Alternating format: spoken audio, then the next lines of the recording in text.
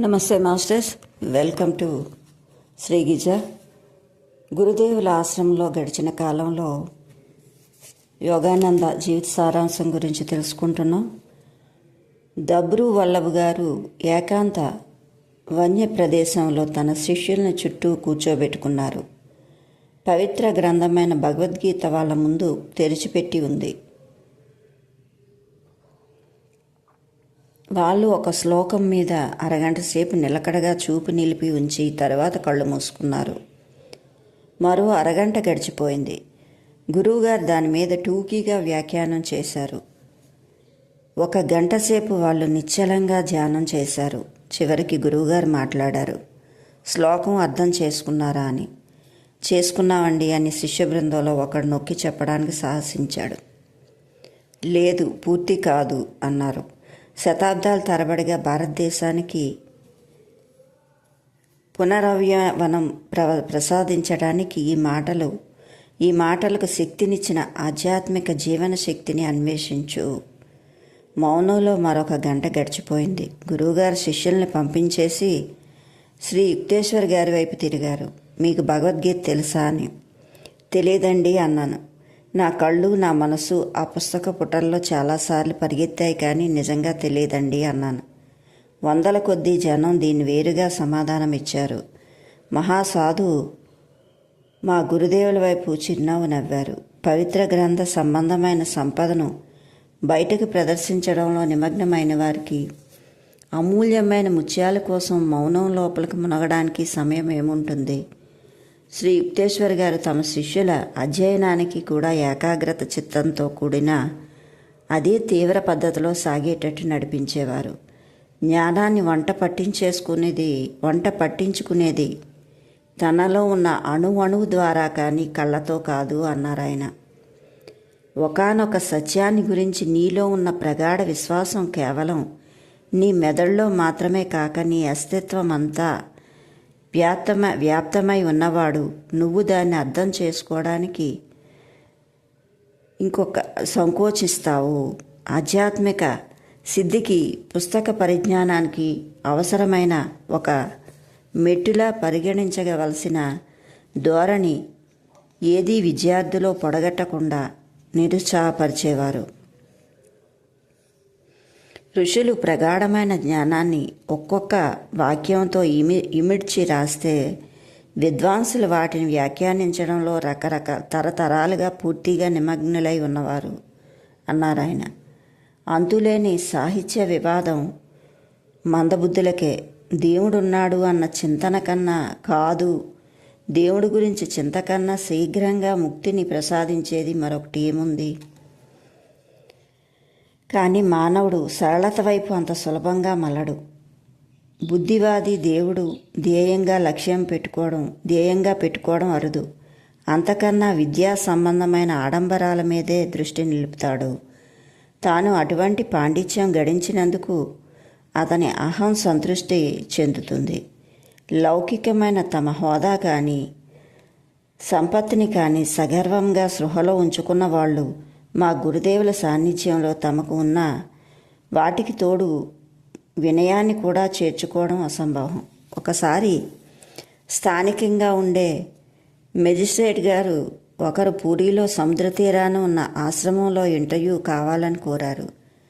పరమ కర్కోటకుడని పేరు పొందిన ఆయన గారు తలుచుకుంటే మా ఆశ్రమాన్ని మాకు కాకుండా చేయగల అధికారం ఉన్నవారు. ఆ యథార్థాన్ని నేను గురుదేవులకు చెప్పాను. కానీ ఆయన నిశ్చలంగా ఉన్నారు. వచ్చిన ఆయన పలకరించడానికైనా లేవలేదు. నేను కొద్దిగా గాబరా పడుతూ తలుపు దగ్గరికి కూర్చున్నాను. శ్రీ యుక్తేశ్వర్ గారు మెజిస్ట్రేట్ కోసం కుర్చీ తెమ్మని కూడా నాకు వైపు చెప్పలేదు. ఆయన గారు కూర్చోవడానికి ఒక కొయ్య పెట్టితోనే సరిపెట్టుకోవాల్సి వచ్చింది. తన ప్రాముఖ్యాన్ని అక్కడ యథావిధిగా గుర్తిస్తారన్న సహజమైన ఆశ కూడా సఫలం కాలేదు. తర్వాత ఆధ్యాత్మిక చర్చ ఒకటి జరిగింది. ఆ అతిథి అడుగడుగున పవిత్ర గ్రంథాలకు తప్పుడు వ్యాఖ్యానాలు చేస్తూ వచ్చాడు. ఆయన చెప్పే వాటిలో తప్పులు పెరిగే కొద్దీ కూడా కోపం పెరుగుతూ వచ్చింది. నేను ఎంఏ పరీక్ష మొదటి స్థానం సంపాదించానని తెలుసా మీకు అని అడిగాడు. హేతుబుద్ధి ఆయన్ని విడిచిపెట్టింది. అయినప్పటికీ ఆయన ఇంకా అరవగలుగుతున్నాడు. మెజిస్ట్రేట్, ఇది మీకు కోర్టు గది కాదన్న సంగతి మర్చిపోతున్నారు అని జవాబిచ్చారు గురుదేవులు శాంతంగా. మీ కుర్రతనపు మాటలను బట్టి మీ కాలేజ్ చదువు చెప్పుకోదగ్గదేమీ కాదని అనిపిస్తోంది. ఏమైనప్పటికీ యూనివర్సిటీ డిగ్రీ వైదిక సాక్షాత్కారానికి ఏమీ సంబంధం లేదు. సాధువుల్ని అకౌంట్ల మాదిరి ప్రతి సెమిస్టర్లోనూ జట్లుగా తయారు చేయడం జరగదు. కొంతసేపు మాట పలుకు లేకుండా కొయ్యబారి ఉన్న తర్వాత ఆయన కులాసాగా నవ్వారు. స్వర్గలోకపు మెజిస్ట్రేట్కు ఎదుట పడ్డం అదే నాకు మొదలు అన్నారు ఆయన. తరువాత ఆయన తనలో అంతర్భాగమైపోయిన న్యాయశాస్త్ర పరిభాషను గుప్పిస్తూ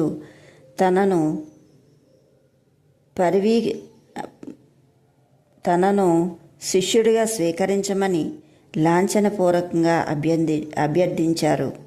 లాహిరి మహాశైలిలాగే శ్రీ యుక్తేశ్వర్ గారు కూడా అనేక సందర్భాల్లో సన్యాసం తీసుకోదలిచిన అపరిపక్వ శిష్యుల్ని నిరుత్సాహపరిచేవారు.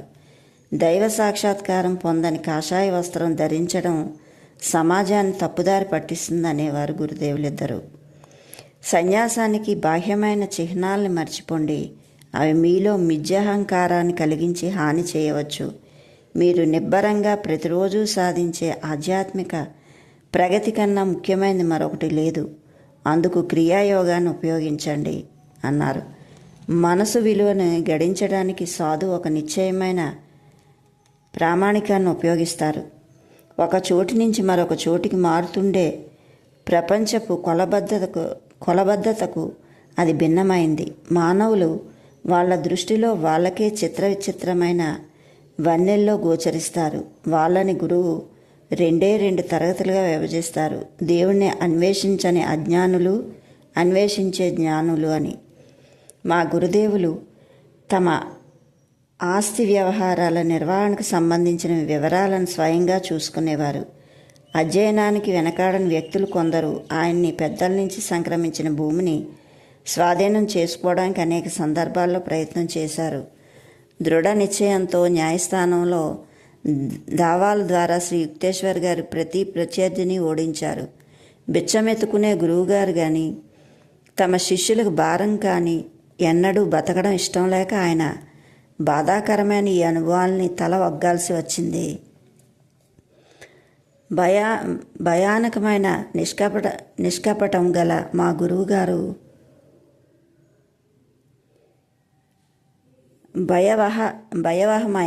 భయవహమైన నిష్కాపట్యం గల మా గురుదేవులు లౌక్య సంబంధమైన కపటాలు ఎరక్కపోవడానికి ఒక కారణం.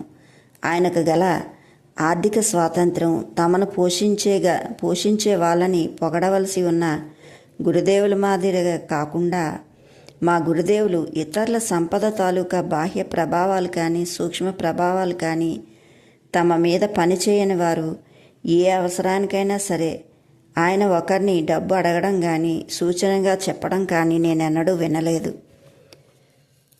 ఒకనాడు కోర్టు సమస్యను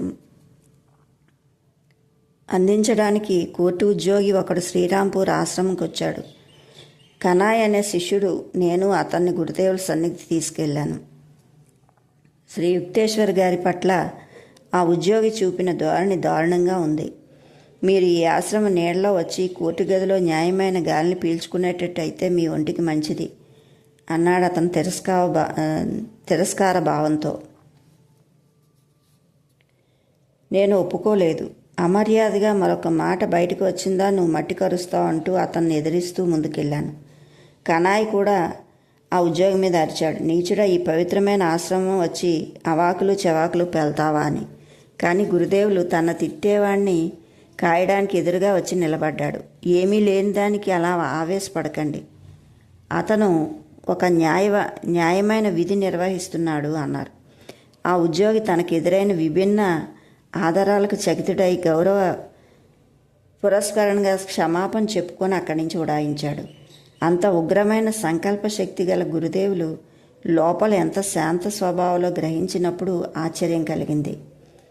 వజ్రాదపి కఠోరాని మృదాని కుసుమాదపి అని అంటే దయ చూపించి సందర్భంలో పువ్వు కన్నా మెత్తన, నియమాలకు ముప్పు వాటిల్లే సందర్భంలో పిడుగు కన్నా కఠినం అన్న ఆర్యోక్తి ఆయనకు బాగా నప్పింది.